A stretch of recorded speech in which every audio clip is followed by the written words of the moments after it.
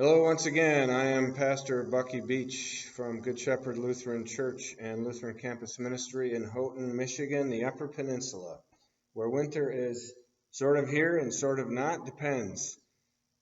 I hope you are well today and COVID-free. This is a sermon for the 24th Sunday after Pentecost.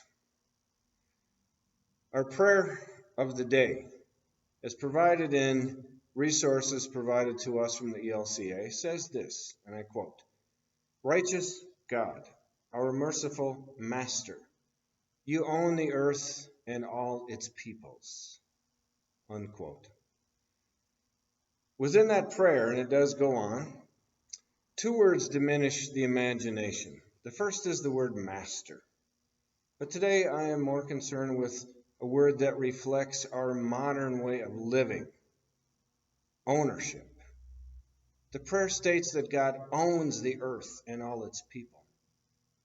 And while that word owns resonates with us, it limits a deeper understanding when compared with other cultures that never speak of us as owning the earth.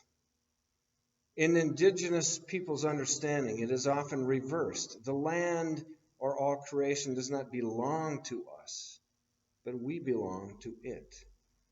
It speaks of a different way of living and a different way of being.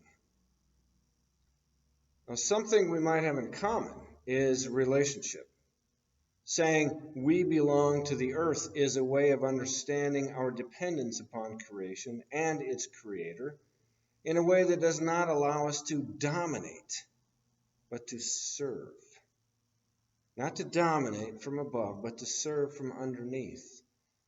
In that way, our understanding as people of faith within the tradition of Christianity ought to be the same as indigenous people, but we often twist or we bend religion to justify the ways that we have come to believe and thus live our lives. And that is why the prophets are always bawling people out, scolding and warning them to change their ways or face the consequences. I would rather use Latin words that denote the difference between owning the earth and belonging to the earth. The not very common English word, usufruct, is based on two Latin words, usus and fructus. Usus means use. Use is the right to use. Usus is the right to use or enjoy a thing possessed, directly and without altering it. Usufruct is a limited right that unites the interests of two parties in a relationship. In this case, our Creator and human beings. In simple terms, God is the source of all creation, but puts us in place as stewards or caretakers, receiving all the benefits of that which gives us life, but without possessing anything as if it is mine and not yours. An understanding of the relationship or concept within the word usufruct, and by the way, it's usufruct in case you want to look it up for yourself. An understanding of the relationship or the concept within the word can lay the foundation for a healthy balance that is called wisdom. And wisdom is enacted through justice and righteousness, two terms that we cannot avoid when we read the prophets. Not just the ancient prophets, but modern day prophets too. And it is the way of living exposed in many of Jesus' parables. And also in Paul's letters, as we read in this week's epistle to the Thessalonians. Paul seems to be writing that we should not be fooled when rulers of the world offer peace and security, but differentiate between that kind of world order and the peace offered by God through Jesus that is lived and enacted through faith, hope, and love. When we build each other up according to those gifts, we are living in proper relationship with all creation. It is ours to the extent that it is a gift given so that all human beings, and non-human beings too, will live because of and according to the gift. We should also understand that the prophets, the Apostle Paul, and Jesus were who they were. They wrote and said what they did because they were addressing a world out of balance, which is why we need to listen to them right now. The impetus to mend our country's divide is upon us.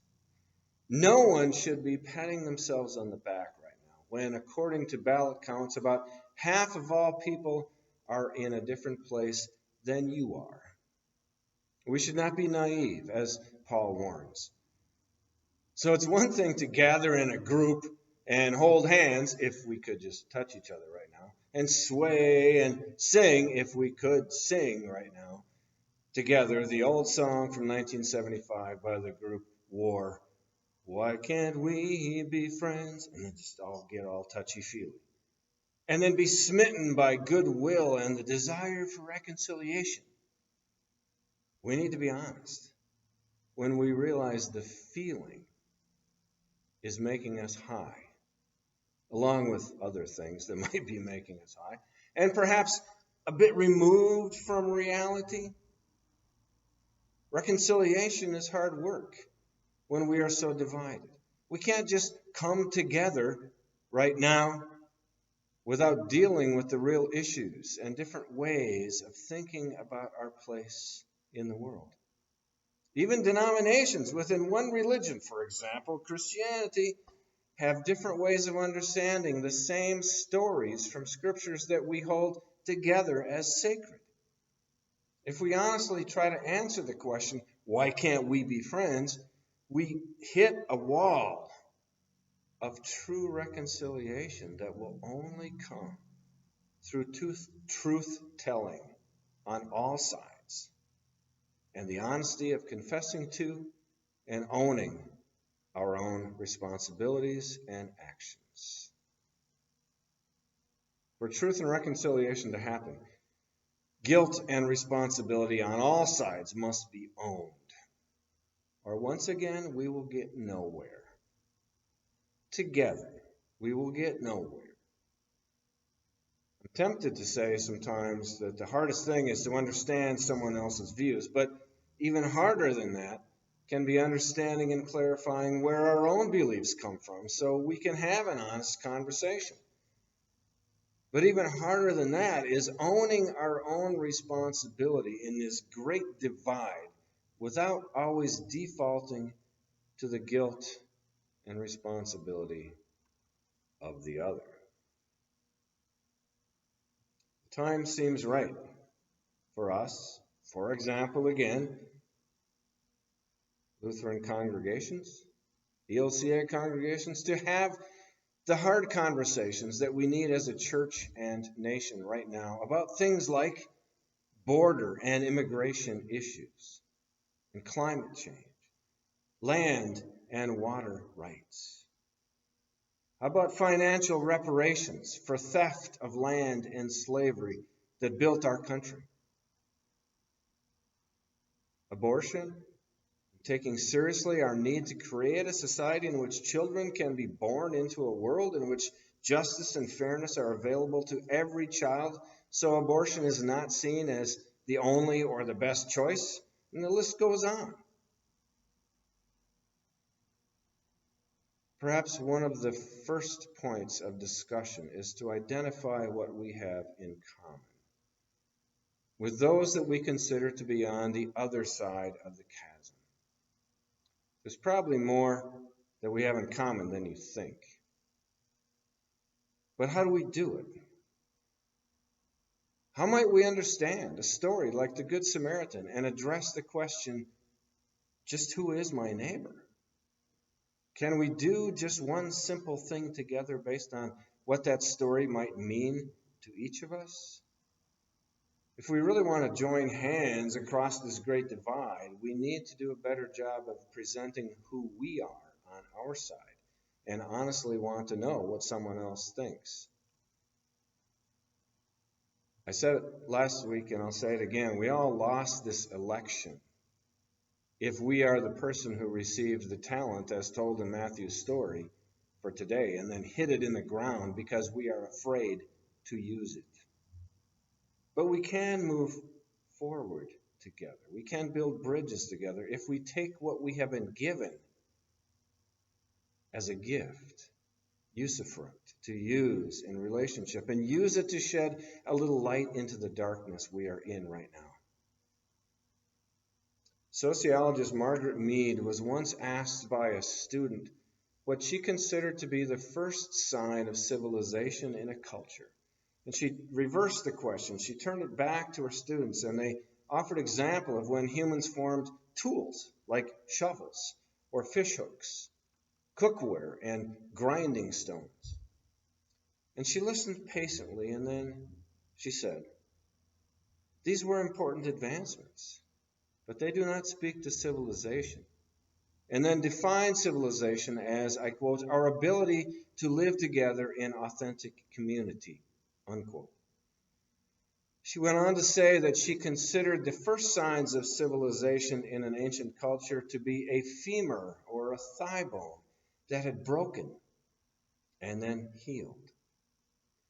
Margaret Mead explained that in the animal world, if you break your leg, you die. You can't run from danger. You cannot find food. You can't access water. You become the prey. No animal survives a broken leg long enough for the bone to heal. Broken femur that has healed suggests that someone has taken the time to stay with the fallen one, has bound and treated the wound, has carried that injured one to safety, and has cared for that person during recovery. Healing someone through difficulty is the beginning of a civilized culture. Every global religious leader and every religion has named how we care for the most vulnerable among us as the highest calling, the one closest to God's heart. It is the golden rule that we have in common. As we today consider our future as nations and a global community, may we find it in ourselves to value care for the common good, a more powerful motivator than concern for self. And in that way, we will find our way through to better days. Thank you for listening.